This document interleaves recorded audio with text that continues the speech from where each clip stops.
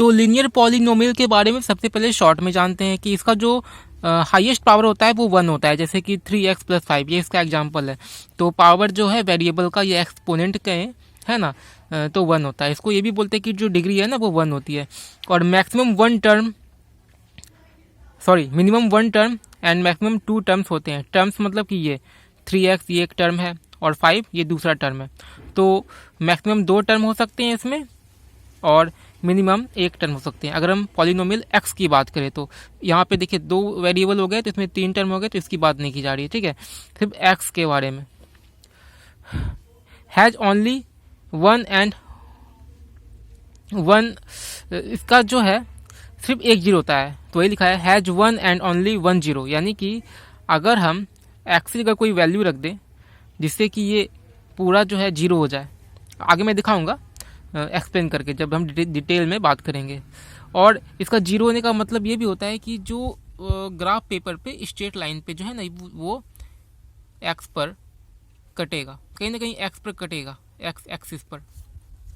अब यहाँ पर क्या है, on graph form straight line, हम लोग देख सकते हैं कि ग्राफ पेपर पे ये स्ट्रेट लाइन ही फॉर्म करेगा, ठीक है। इसलिए इसका नाम जो है लीनियर पॉलिनोमियल होता है। Straight line intersects x axis at exactly 1 point. तो हमने क्या बताया था कि स्ट्रेट लाइन जो है वो इंटरसेक्ट करेंगे एक्स एक्सिस पर, सिर्फ एक पॉइंट पे कर सकते हैं। अब हम लोग देखते हैं, थोड़ा डिटेल देखते हैं इसके बारे में, ठीक है। तो यहाँ पर हम लोग बात करते हैं लीनियर पॉलिनोमियल के बारे में। तो a polynomial of degree 1 is called a linear polynomial. एक पॉलिनोमियल इसका कि डिग्री 1 होता है उसे हम लोग लीनियर पॉलिनोमियल बोलते हैं। एग्जाम्पल के लिए 3x + 5 √2x + 3 2/3u + 1 2x 2x + 0 है ना, इसको इस टाइप से भी लिख सकते हैं। अब यहाँ पे मैंने कुछ नोट्स बनाए। A linear polynomial is of the form px, यानी कि जो पॉलिनोमियल x है, लीनियर पॉलिनोमियल, वो किस फॉर्म में हो सकता है, तो वो ax + b के फॉर्म में होगा। अब घबराने की जरूरत नहीं है, मैं बताता हूँ कि ए और बी क्या है। तो where A and B are constant, यहाँ पर ए और बी क्या है, कांस्टेंट। कांस्टेंट का मतलब क्या, नंबर। ये दोनों क्या है, नंबर। नंबर कौन सा, रियल नंबर। रियल नंबर मतलब रेशनल या इरेशनल नंबर, कोई भी नंबर हो सकता है इसमें। और ए अनइक्वल टू 0, ए जो है वो 0 नहीं होगा, क्योंकि ए अगर 0 हो गया तो ये पूरा 0 हो जाएगा, पूरा 0 हो जाएगा तो ये तो सिर्फ कांस्टेंट ही बचेगा, जबकि पावर हमने कहा था कि 1 होना चाहिए। अब यहाँ पर पी वाई, ये पॉलिनोमियल वाई है, equal to a y + b. यहाँ पे भी क्या है, where a and B are constant, a और बी क्या है, नंबर्स है, real numbers. And a unequal to 0, a जो है 0 के अनइक्वल है, ए मतलब 0 नहीं है। Example 5y + 3।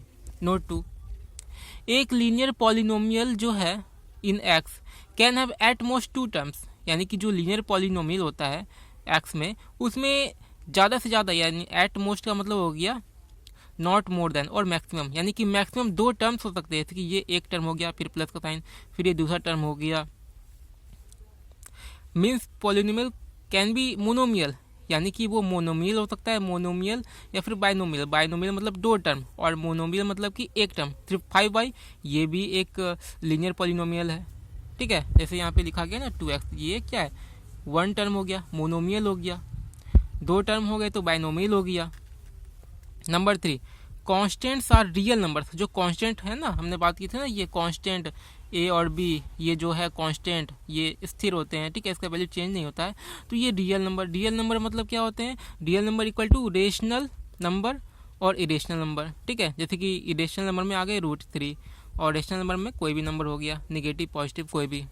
Note 4, each term of a polynomial has a coefficient, यानी कि जितना भी टर्म होता है पॉलिनोमियल का, उसका एक कोएफिशिएंट होता है, मतलब गुणक, यानी कि एक अब आगे में हम देख लेते हैं कैसे क्या। जैसे कि कोएफिशिएंट का मतलब होता है ए न्यूमेरिकल और कांस्टेंट क्वांटिटी, एक ऐसा न्यूमेरिकल या फिर constant quantity placed before and multiply the variable, यानी कि वेरिएबल के पहले, ये एक्स वाई वेरिएबल इसके पहले, ये क्या हो गया, कोएफिशिएंट हो गया एक्स वाई का, इन अलजेब्रिक एक्सप्रेशन, ठीक है। तो यहाँ पे देख सकते हैं इन -x³ + 4x² + 7x - 2 the coefficient of x³ is -1, यानी कि x³ का जो कोएफिशिएंट है वो -1 है।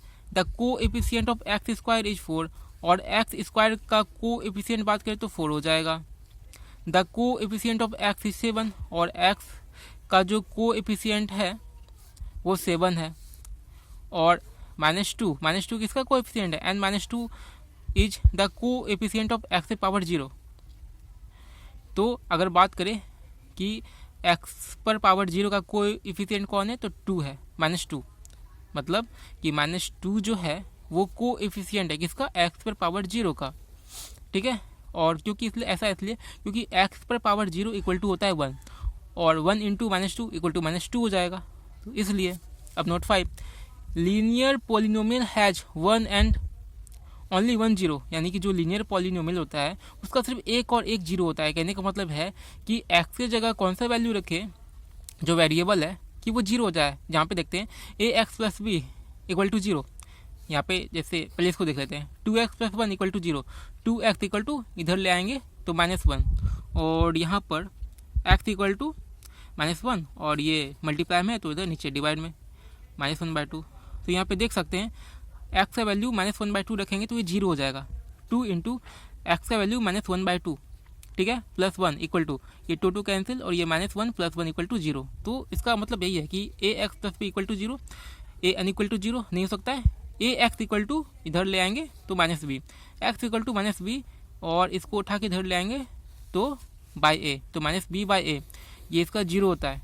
So we can say -1/2 is the zero of the polynomial. तो हम लोग बोल सकते हैं कि -1/2 जो है वो जीरो है पॉलिनोमियल का। कौन से पॉलिनोमियल, 2x प्लस 1 का। और इसको हम लोग क्या बोलते हैं, जीरो को root of the polynomial equation 2x plus 1 equal to zero. ठीक है, तो इसका इस पॉलिनोमियल का जो है वो रूट भी है -1/2, क्योंकि वैल्यू अगर -1/2 रखेंगे तो ये पूरा जीरो हो जाएगा। Note 6, for a linear polynomial a x plus b a n equal to zero, ठीक है, the graph of y equal to a x plus b is a straight line. मतलब ग्राफ पे अगर कोई बनाएंगे तो ये स्ट्रेट लाइन बनेगा विच इंटरसेक्ट्स द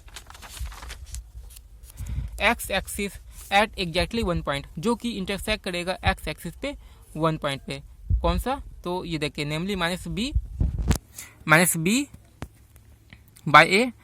(0), यानी कि ये क्या है, note the zeros of the polynomial A is very important. तो इसलिए क्या है कि जो पॉलिनोमियल का जीरो है वो बहुत ही ज़्यादा इंपॉर्टेंट है। यहाँ पर हम लोग ग्राफ पे देखते हैं कि y equal to a x plus b, यहाँ पर बनाने पे जो है ये जीरो। तो यहाँ पे हम लोग देखते हैं कि a x plus b equal to, तो इसका जीरो हो जाएगा -b/a इक्वल टू, यहाँ पर माइनस जो है वो कांस्टेंट टर्म हो गया। -b क्या है, कांस्टेंट टर्म है, यहाँ पे b कांस्टेंट टर्म और इसके आगे -a इक्वल टू मतलब कोएफिशिएंट ऑफ एक्स, ये क्या है, कोएफिशिएंट है एक्स का। तो y equal to a x plus b, ये क्या है, एक स्ट्रेट लाइन है।